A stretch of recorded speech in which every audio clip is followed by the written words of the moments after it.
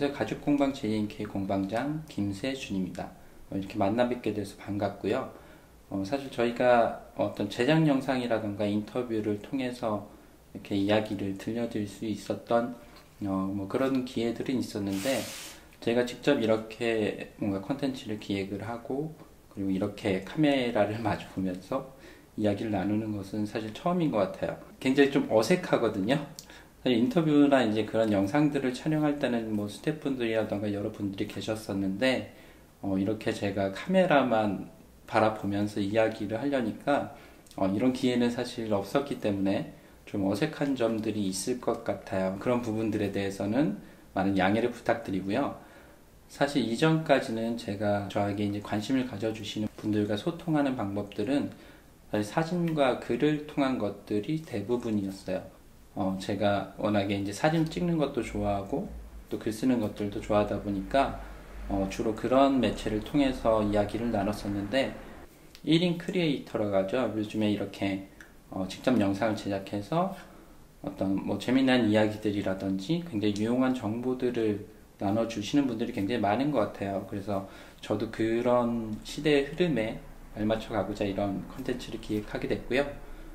저는 가죽공예 공방을 운영하고 있다 보니까 아마 가죽공예 관련된 여러 가지 정보들, 지식들, 그런 것들, 그리고 저희의 경험들을 조금 나눠드릴 수 있는 기회가 될 것 같아요. 오히려 제가 이전에 사용했던 사진이나 글이라는 그런 매체보다는 물론 이제 뭐 이렇게 영상을 찍고 또 이 영상을 또 편집하는데 또 굉장히 많은 노력이 들어갈 것이라고 생각은 되지만, 좀 더 굉장히 직관적으로 그리고 더 짧은 시간 안에 다양한 정보들을 나눌 수 있는 효과적인 수단이 될 수 있는 매체라고 생각이 돼서 이렇게 시작을 하게 됐습니다. 아마도 JNK라는 공방이나 저희의 작업들에 대해서 좀 모르시는 분들이 또 많이 계실 거라고 생각이 돼서 저희의 작업을 간략하게 소개를 드리면, 제가 좀 물론 이제 가죽공예라는 키워드를 중심으로 하고 있지만 하는 일들이 좀 이것저것 많이 있어요. 첫 번째는 저는 가죽공예가로서 저는 이제 가죽공예가라는 표현보다는 제작자라는 표현을 많이 쓰는데, 제작자로서 가죽이라는 소재를 이용해서 제작물을 만들어내는 일들을 하고 있고요. 저희가 JNK라는 이름을 내걸고 작업을 시작한 지는 올해로 이제 13년 차가 됐어요. 작업의 카테고리에는 제한을 두고 있지 않은데, 저희의 모토는 가죽으로 만들 수 있는 것이라면 무엇이든지 만들어 드린다라는 커스터마이징 쪽의 작업들을 사실 많이 해왔어요. 기업이나 개인 고객분들의 머릿속에 있는 아이디어를 저는 제작자로서 어떤 기술적인 조율을 통해서 그 아이디어를 실제 세상에서 구현해내는 작업들을 주로 했고요. 저희가 작년 같은 경우는 독일에서 해외 전시 이슈가 있었고, 그리고 제가 그동안 이제 집필해왔던 책을 출간하고 이제 그런 이슈들이 좀 맞물리면서 사실 그런 커스텀 작업들을 한 1년 정도는 쉬고 있어요. 이제 작업량들이 좀 많이 있다 보니까 그런 커스터마이징 잠시 쉬면서 저희가 좀 더 잘할 수 있는 분야에 대해서 좀 더 시간을 투자하고 있고요. 물론 저희의 작업의 카테고리에 제한은 없지만 저희가 주력적으로 하고 있는 작업들은 카메라와 연관된 작업들을 주로 하고 있고요. 특히 이제 독일에 있는 라이카라는 카메라 브랜드가 있는데, 그 브랜드는 여러분이 흔히 알고 계시는 필름의 사이즈 35mm 사이즈의 필름을 사용하는 소형 카메라를 전 세계에서 최초로 만들어낸 브랜드고, 이미 100년 이상의 역사를 가지고 있죠. 그래서 그 라이카라는 카메라를 중심으로 해서 카메라 케이스라든지 아니면 어떤 스트랩이라든지 그런 액세서리들을 작업하는 일들을 저희가 주력적으로 하고 있습니다. 실제로 이제 세계 각국에 있는 라이카 스토어들과 딜러십을 맺고 협력 관계로서 작업들을 해나가고 있고요. 라이카 독일 본사와도 또 재미난 작업들을 함께 해나가는 대화를 진행 중에 있습니다. 참고로 저희는 수업은 하지 않아요. 가죽 공방이지만 흔히 이제 공방들이 수업을 많이들 하시잖아요. 근데 이제 저희는 이제 수업을 하는 공방은 아니고 제작을 하는 어떤 브랜드로서의 제작 전문 공방으로 운영이 되고 있습니다. 그리고 두 번째로는 제가 이제 소재에도 굉장히 관심이 많다 보니까 이탈리아에 있는 로카도라는 테놀이라고 하는데 가죽을 생산하는 공장이 있어요. 로카도 같은 경우는 말가죽을 전문적으로 다루는 테널이고요. 말가죽 중에서도 굉장히 희소한 부분에 속하는 쉘 코도반이라는 코도반 가죽을 수입 유통하고 있습니다. 그리고 세 번째로는 제가 작년 11월에 출간한 책이 있는데 가죽공예 베이직이라는 책이고요. 가죽공예 입문서라고 보시면 될 것 같아요. 가죽공예를 시작하시는 분들, 또 지금 가죽공예를 하고 계시는 분들한테 도움이 될 수 있는 유용한 정보들을 담은 책이고요. 아마 이 책에 대해서는 다음에 또 자세하게 소개를 드릴 기회를 마련하려고 해요. 그리고 네 번째는 책과 관련된 건데 사실 제가 책을 집필하기는 했지만 저희가 이제 수입과 수출을 많이 하다 보니까 이 책에 나와 있는 어떤 부자재라든지 뭐 마감재라든지 그런 것들이 저희가 직접 수입을 해서 이제 저희만 쓰는 것들이 또 있거든요. 이제 그런 것들을 좀 더 손쉽게 구하실 수 있고, 그리고 뭐 좀 더 간편하게 만들어 보실 수 있는 DIY 킷이라든지 그런 것들을 준비해 놓은 레더비라는 사이트를 준비하고 있고요. 지금 이제 사이트 레이아웃은 다 갖춰진 상태고 제품을 올리면서 세팅을 잡고 있는 그런 단계라고 봐주시면 될 것 같아요. 오늘이 제가 첫 번째로 촬영을 하는 날인데 사실 생각해 놨던 주제들은 굉장히 많아요. 어떤 주제로 말씀드리면 좋을까라는 생각을 하다가 첫 번째인 만큼 좀 더 실질적인 정보를 전해드리면 좋겠다라는 생각을 했어요. 저는 굉장히 궁금증이 많은 편이에요. 제가 처음 가죽 공예를 시작했던 그때만 하더라도 사실 한국에 있는 가죽에 관한 정보들은 기본적으로는 산업에 속해 있던 생산과 제조 분야의 그런 정보들이었기 때문에 용어라든지 뭐 그런 정보들도 굉장히 좀 혼재되어 있고 뭔가 잘못된 정보들도 계속 재생산이 되고 있고 그게 와전되기도 하고 그런 일들이 많아서 그런 것들을 좀 올바르게 알고자 하는 욕구가 굉장히 많았어요. 그래서 개인적으로 또 공부를 많이 하고 외국의 서적을 찾아본다든지 아니면 실제로 가죽을 생산하고 있는 해외의 테너리들과 대화를 해나가면서 제 궁금증을 많이 해소할 수가 있었습니다. 그래서 제가 들려드리는 이야기들이 조금이라도 좀 더 도움이 되셨으면 하고 제가 알고 있는 것들이 물론 굉장히 한정적인 부분일 수 있지만 제가 13년 동안 공방을 운영했다고 말씀을 드렸잖아요. 오랜 시간 동안 검증을 했고 그리고 또 책을 집필하면서 많은 부분을 다시 한번 되짚어서 또 다시 한번의 검증을 거쳤기 때문에 그렇게 틀린 이야기들 많지 않을 것 같아요. 그래서 이런 부분들이 좀 도움이 되셨으면 좋겠고요. 오늘 제가 말씀드리려고 하는 것은 가죽의 케어 방법인데 그 가죽 중에서도 굉장히 많은 분들이 궁금해하시는 특히 패션에 관심이 있으신 분들은 구두의 소재로서 굉장히 익히 잘 알고 계시는 코도반이라는 가죽이 있어요. 오늘은 그 코도반의 케어 방법에 대해서 말씀드리려고 합니다.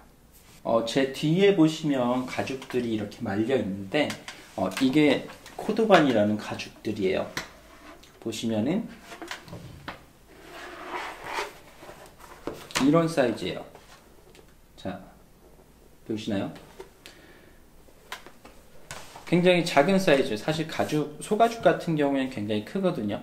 소 자체도 크긴 하지만 사실 말도 작진 않잖아요. 근데 이 코도반이라는 가죽은 말 중에서도 말의 엉덩이 부분에 해당하거든요. 말의 엉덩이가 이렇게 팔자로 있으면 이 팔자 엉덩이의 한쪽 부분을 만들어서 이렇게 타원형 모양의 쉘 코도반이라는 가죽으로 가공을 하게 됩니다.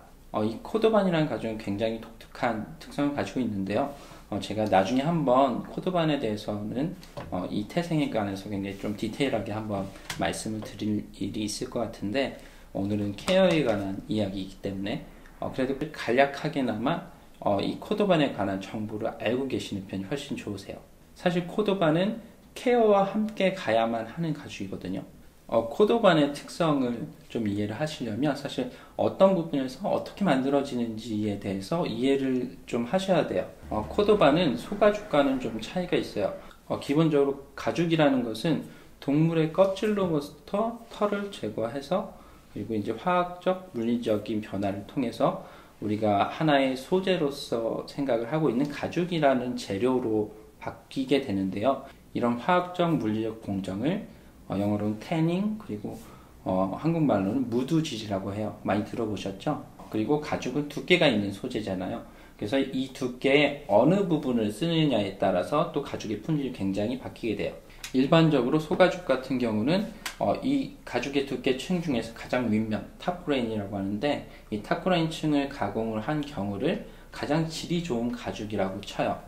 그런데 코도반 같은 경우는 좀 달라요. 코도반은 쉘층이라는 층으로 만들어지거든요. 글로시 레이어라고도 하는데, 이 쉘층은 조직이 극도로 치밀한 어떤 특정한 층을 이야기해요. 말의 엉덩이 부분에만 존재하는 층이고요. 물론 소가죽에도 이렇게 조직이 치밀한 층이 있어요. 그 부분이 아까 말씀드린 탑그레인 층에서 일부 속해 있는 가장 윗면이 되고요. 우리가 음면이라고 하는 가죽의 겉면이 되는 부분이에요. 그런데 소가죽에서는 이 음면에 있는 진피층이라고 하거든요. 이런 진피층의 두께가 0.2mm에서 0.5mm 사이로 보시면 돼요. 그런데 이 말 가죽의 엉덩이 부분에 있는 이 쉘이라는 부분은 두께가 거의 1mm 정도가 그렇게 조직이 극도로 치밀한 굉장히 견고한 층이 있어요. 그런데 이 층은 가장 윗면에 있는 게 아니에요. 내부의 어떤 특정한 층에 숨겨져 있는 조직이에요. 그래서 코도반을 만들 때는 어떻게 만드냐면 이 전체 두께 중에서 윗면을 날리고 그리고 아랫면을 날리고 그리고 옆면에 쉘층이 아닌 부분을 걷어내서 이렇게 타원형 모양의 쉘 코도반을 가공하게 됩니다. 그런데 제가 제일 윗면이 아니라고 말씀드렸잖아요. 결국에 윗면과 아래층을 쳐낸 층이기 때문에 표면을 만들어줘야 돼요. 이 표면을 만들 방법에는 두 가지 방법이 있는데, 죄송해요. 구도가 좀 바뀌었죠? 사실 오늘 첫 촬영이다 보니까 예상치 못한 실수들이 나오는데요. 한창 편집 중이었는데 후반에 카메라가 꺼진 걸 모르고 제가 계속 떠들었더라고요. 그래서 중간에 굉장히 중요한 부분이 비는 게 있어서 다시 촬영을 하게 됐습니다. 화면이 이어지는데 좀 이질감이 있는 점은 좀 양해를 부탁드리겠습니다. 계속해서 코도반을 만드는 두 가지 방법은 염료 타입과 안료 타입으로 구분이 됩니다. 첫 번째 염료 타입은 글레이징이라는 공정이 굉장히 중요한데요. 글레이징이라는 공정은 뜨겁게 낡은 유리봉이나 금속봉을 이용해서 표면을 강하게 문질러 주는 거예요. 여러 차례 문지르다 보면은 표면이 굉장히 매끄러워지고 코도반 특유의 굉장히 고급스러운 광택이 생겨나게 됩니다. 보통 이 글레이징이라는 공정은 염료 염색과 함께 하게 되는데요. 글레이징을 하기 전에 수채화와 같이 표면을 염색시키는 염료를 먼저 핸드브러싱으로 염색을 하게 되고요. 그리고 나서 글레이징으로 표면을 만들어내게 됩니다. 두 번째 방법은 안료 타입인데요. 안료 타입의 경우는 염료 타입에서 글레이징으로 표면을 만들어내는 것과는 다르게 안료라고 하는 것은 일종의 페인트 같은 도료라고 보시면 돼요. 그래서 그 도료를 어느 정도 두께가 있는 층을 만들어내서 그 도료 자체가 하나의 표면으로 만들어지게 되는 공정이에요. 이 두 가지 방법은 뚜렷한 장단점이 있어요. 첫 번째 염료 타입과 같은 경우에는 표면을 염색시키는 것이기 때문에 가죽이 원래 가지고 있던 표면의 여러 가지 질감들이 그대로 반투명하게 드러나게 되고요. 대신에 쉘층이 가지고 있는 굉장히 강한 복원력이라는 특성을 그대로 간직하게 됩니다. 아까 말씀드린 것처럼 소가죽 같은 경우는 그런 진피층이 0.2에서 0.5mm 사이이기 때문에 이 진피층 두께 이상으로 훼손이 되는 경우 복원할 방법이 없어요. 하지만 코도반 같은 경우는 쉘층의 두께가 1mm 이상이기 때문에 어느 정도의 데미지는 다시 복원을 할 수가 있습니다. 어떤 방법을 통해서 할 수 있냐면 바로 그 글레이징을 응용하는 방법이죠. 하지만 안료 타입 같은 경우에는 안료 타입도 장점이 있어요. 도료로 표면을 만들어내기 때문에 굉장히 깨끗하고 솔리드한 톤의 가죽을 만들어낼 수가 있어요. 사실 제작자 입장에서는 깨끗한 가죽을 쓰는 게 굉장히 큰 장점이 될 수 있습니다. 하지만 말씀드린 것처럼 표면이 두께가 있는 안료로 만들어지기 때문에 이 안료층이 깨져버리면 더 이상 복원할 수 있는 방법이 없어요. 코도반이라는 소재가 특히나 구두 쪽에서 굉장히 유명했던 이유는 이 복원력과 관련이 있는데요. 구두라는 아이템 자체가 굉장히 좀 상처 입기가 쉽잖아요. 발에 신고 다니다가 어딘가 부딪히거나 하는 일들도 많고, 그렇다 보니 데미지를 굉장히 쉽게 입어요. 하지만 코도반은 강력한 복원력을 가지고 있기 때문에 이런 데미지들이 있다고 하더라도 어느 정도는 복원을 시킬 수가 있어요. 올바른 케어 방법을 통해서. 하지만 알료 타입의 코도반의 경우에는 이런 강력한 복원력이라는 특징을 모두 잃어버리게 됩니다. 이용할 수가 없는 거죠. 자, 다시 아까의 촬영분을 넘어갈게요. 그래서 구두의 소재로 많이 사용되고 있고요. 구두의 소재 중에서도 가장 하이엔드 소재라고 보시면 될 것 같아요. 그래서 보통 코도반으로 만든 구두들 거의 돈 100만 원 넘어가거든요. 그렇지만 그 굉장한 복원력이라는 특성이 또 코도반의 가장 큰 매력인 거죠. 하지만 제가 아까 코도반이 두 가지 타입이 있다고 말씀드렸잖아요. 첫 번째 염료 타입, 그리고 두 번째 알료 타입. 그런데 알료 타입과 같은 경우는 표면을 만들어내는 기법 자체가 안료층을 만들어서 그것을 표면으로 만드는 것이기 때문에 이 안료층이 깨져버리면은 더 이상 복원이 불가능합니다. 반면 염료 타입 같은 경우는 강한 열과 압력으로 눌러서 표면을 만들어주는 것이기 때문에 표면이 손상되더라도 같은 방식으로 눌러서 케어를 해주게 되면은 표면의 흠집이 복원이 돼요. 염료 타입의 코도반은 생산하는 것이 그렇게 많지가 않아요. 미국의 호인사와 이탈리아의 로카도 정도라고 보시면 될 것 같아요. 그래서 제가 오늘 이 염료 타입의 코도반의 케어 방법에 대해서 좀 설명을 드릴게요. 사실 고객분들도 많이 궁금해하셨던 부분이기도 하고, 사실 저희가 코도반으로 만들어진 제작물들을 많이 판매를 하거든요. 저희가 그런 코도반으로 만들어진 제작물을 판매를 할 때도 항상 굉장히 좀 많이 설명을 해드리고 싶은데, 사실 그때마다 뭔가 이런 장황한 이야기들을 설명드리기는 쉽지가 않았거든요. 그래서 사실 이런 영상을 찍어두면 저희 고객분들한테 설명을 드리기에도 좀 더 편할 것 같긴 해요. 생각보다 분량이 좀 많아져서 영상을 좀 분리했습니다. 다음 시간에는 코도반 전용 케어 크림과 케어 용품을 소개시켜 드리겠습니다. 오늘 보신 정보가 도움이 되셨다면 좋아요, 앞으로의 영상이 또 궁금하시다면 구독 부탁드립니다.